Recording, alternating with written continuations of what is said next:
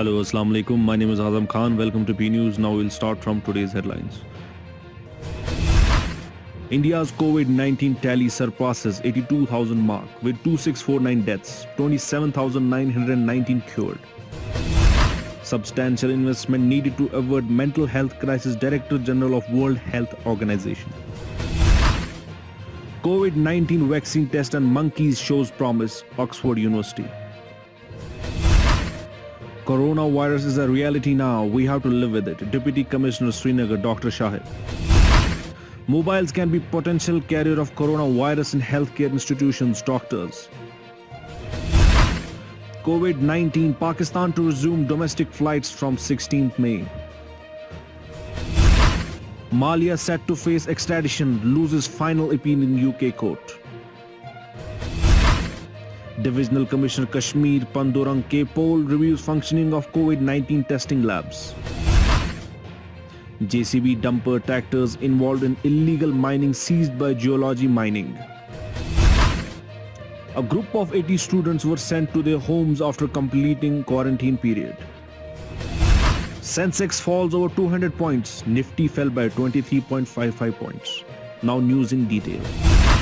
The total number of COVID-19 cases in India surpasses the 81,000 mark, reaching 81970 in the country on Friday. Union Health Ministry informed the number of deaths in India rose to 2649 with 100 fatalities recorded in the last 24 hours. According to the ministry, the number of recovered cases across the nation have also witnessed an improvement, and so far 27,919 patients, that is 33.6%, have been cured and discharged till Thursday. The COVID-19 pandemic is highlighting the need to urgently increase investment in services for mental health or risk a massive increase in mental health conditions in the coming months. The impact of the pandemic on people's mental health is already extremely concerning, said Dr. Tedros Adhanom Ghebreyesus. Director General of World Health Organization said social isolation, fear of contagion and loss of family members is compounded by the distress caused by the loss of income and often by the unemployment in the countries. The UK's biggest COVID-19 vaccine project, currently being tested by the University of Oxford, has shown some promising results in a small study with monkeys. Researchers involved with CHADC in COVID-19 trials said the vaccine had shown signs of priming with risk making monkeys' immune system to fend off deadly viruses and showed no indications of adverse effects. According to the study, which is yet to be peer-reviewed, a single vaccination dose was also effective in preventing damage to the lungs, organs that can be severely affected by the virus. Deputy Commissioner Srinagar Dr. Shahid in his tweet admitting that the novel coronavirus is reality and people should learn to live with it now. Dr. Shahid Chaudhary said wisdom lies in preparing for it. Meanwhile, he appealed to the people to remember in their prayers all those officials who lost their life in serving the humanity, noting the role of all those who, without caring for their luxuries, are busy receiving and providing help people and arriving from other states, and they're helping them from the deep of their hearts. Taking to microblogging site Twitter, Dr. Chaudhary said, coronavirus is a reality. We have to live with it. Our masked generation will have to accept and adopt safety protocols as a routine. Wisdom lies in preparing for it. Each one of us has to deal with it. A group of doctors from AIIMS Raipur have recommended restrictions on use of mobile phones in healthcare institutions amid the COVID-19 pandemic, warning that such devices can be potential carrier of the virus and lead to infection among healthcare workers. In commentary published in the BMG Global Health Journal, the doctors stated that mobile phone surfaces are a peculiar high-risk surface which can directly come in contact with the face or mouth even if hands are properly washed, and one study indicates that some healthcare workers use phones every 15 minutes to 2 hours. Though there have been many significant guidelines from various health organizations like WHO and CDC focusing on prevention and control of the disease. The commentary highlighted there is no mention or focus on mobile phones in these guidelines, including the World Health Organization Infection Control and Prevention Guidelines, which recommends the use of hand washing. Pakistan will resume domestic flights in a phased manner from Saturday after the government eased some of the restrictions imposing following outbreak of COVID-19 pandemic in the country that has claimed the lives of over 800 people. The Pakistan government last week said that it would begin a phased lifting of lockdown due to its effect on economy and the workforce. Pakistan's Civil Aviation Authority (PCAA) announced to resume the domestic flights operations from Saturday. The Express Tribune reported Pakistan International Airlines (PIA) and Serene Air will operate flights in the morning and afternoon. The UK Supreme Court on Thursday quashed the application on fugitive liquor baron Vijay Mallya seeking leave to appeal in the UK Supreme Court, clearing way for his extradition to India in a bank fraud involving 9,000 crore. According to local media reports, UK Home Minister Priti Patel will now take a final call to formally certify the court order for Vijay Mallya to be extradited into India within 28 days.